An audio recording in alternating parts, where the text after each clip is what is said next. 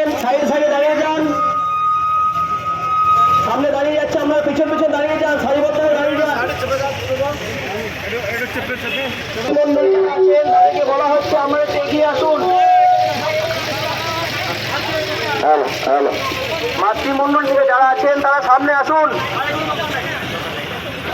ঠিক আছে ঠিক আছে, আপনারা লাইনটা সারিবদ্ধ হয়ে দাঁড়িয়ে যান। একটু যারা দাঁড়াবেন ফ্লেক্সের পিছনে দাঁড়ান, ফ্লেক্সের আগে কেউ দাঁড়াবেন না, ফ্লেক্সটাকে দেখতে পাওয়া যাচ্ছে না সামনে থেকে। ফ্লেক্সের আগে কেউ দাঁড়াবেন না, প্রত্যেককে বলা হচ্ছে ফ্লেক্সের আগে কেউ দাঁড়াবেন না, ফ্লেক্সের পিছনে দাঁড়ান।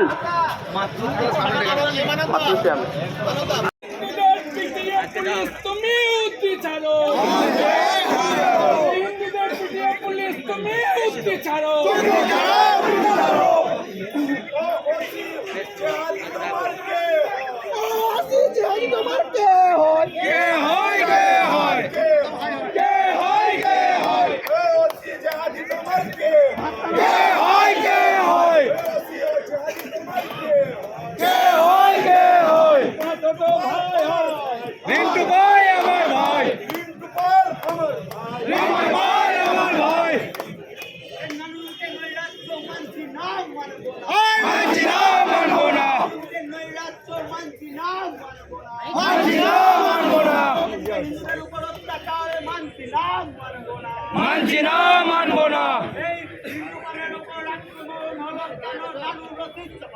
জবাব দাও, জবাব দাও। জবাব দাও, জবাব দাও। তুমি উঠতে ছাড়ো, হিন্দুদের পিটিয়ে পুলিশ তুমি উঠতে ছাড়ো।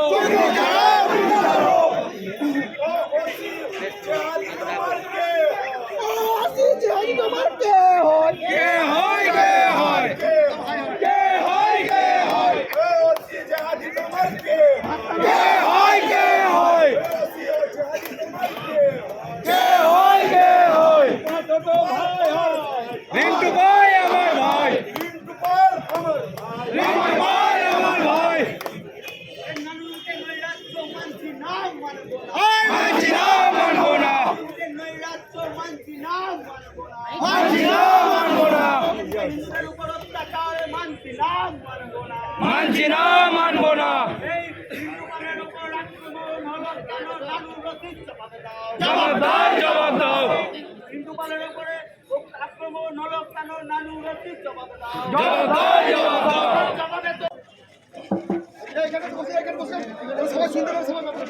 আপনারা সকলেই অবগত আছেন, গত পরশুদিন রবিবার 18ই জানুয়ারি,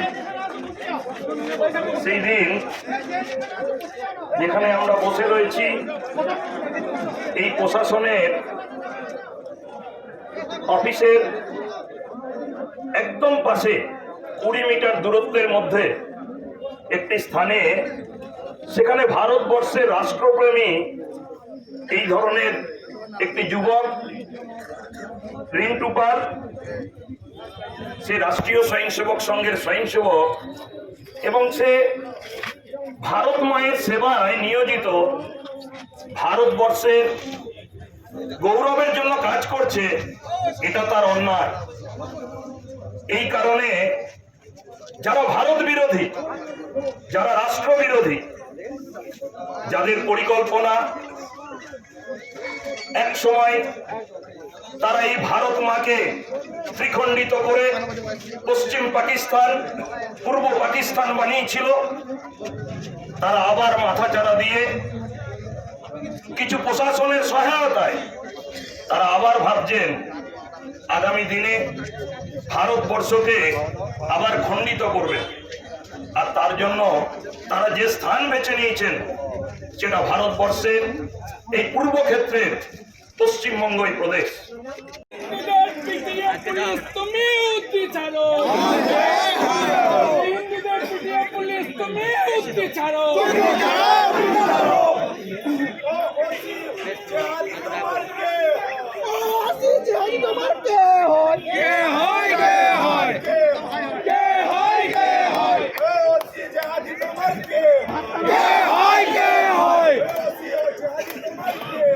কে